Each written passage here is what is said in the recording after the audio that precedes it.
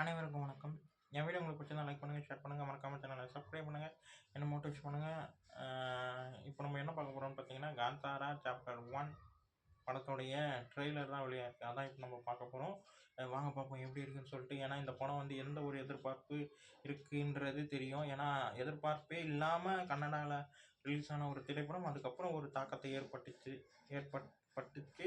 அதே மாதிரி இந்த ட்ரெய்லரும் எப்படி இருக்குன்னு சொல்லிட்டு பார்ப்போம். 3, 2, 1. அப்பா இந்த இடத்துல எதுக்காக மாயமானாரு? இதுதான் நம்ம மூலஸ்தானம். நம்ம முன்னோர்கள் வாழ்ந்தது இங்கதான். அது ஒரு பெரிய புராண கதை. என்ன புராண கதை? காரணிகா கல்லா இருக்கணும். எப்பெல்லாம் மனுஷ தர்மத்தின் வழி நடக்கிறானோ அப்பெல்லாம் தர்மத்தை காப்பாத்த ஈஸ்வர கடவுள் கணங்கள் அனுப்பிக்கிட்டே இருப்பாரு. இறைவா, அந்த எல்லா கணங்களும் வந்து நிலைச்சது இந்த புனித பூமியில தான்.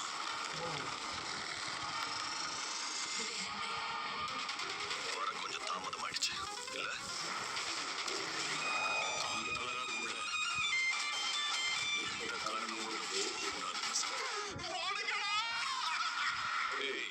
என்ன செய்கிற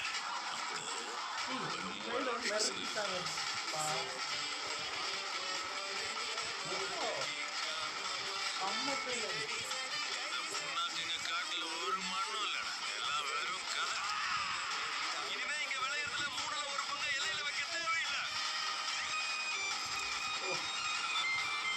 ஆளுங்க நம்ம துறைமுகத்துல வியாபாரம் பண்றாங்க. ஆங்கிலம் உள்ளவங்களை யாரும் கூட்டிட்டு வந்தது. எங்களை பார்க்க நீங்க வந்தீங்க, உங்களை பார்க்க நாங்க வரக்கூடாது. அதுக்காக தான் நெருங்கி வந்தேன். இதெல்லாம் உங்க ஆளுங்களுக்கு தெரிஞ்சா நீங்க எங்க கூட வர மாதிரி இருக்கும். நம்ம யுவரணியோட இருக்கிறத பார்க்கும்போது உங்க சிம்மாசனத்து மேல ஒரு கண்ணு வச்சிருக்கான்னு தோணுது. குலத்துக்கு ஏற்பட்ட கலங்கத்தை காந்தாரானுக்கு ரத்தத்தால தொடங்கிறேன். அரசே, தீயணைக்கும் தைரியங்கள் யாருக்கு உள்ளது? சங்கிலிகள் தீயவான் கூறுகொண்டது.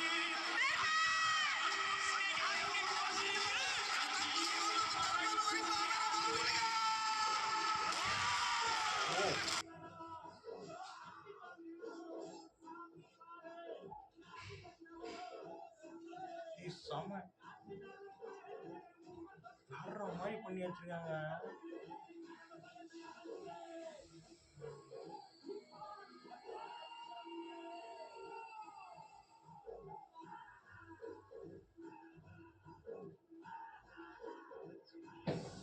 காந்தாரா இங்க வந்தது மட்டும் இல்ல, இங்கதான் நினைச்சிருக்காரு.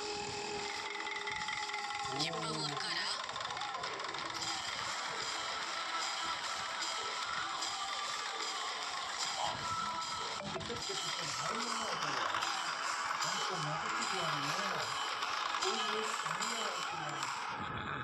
விசுவலைசேஷன் பயங்கரமா இருக்குங்க. பிரம்மாண்டமா இருக்கு.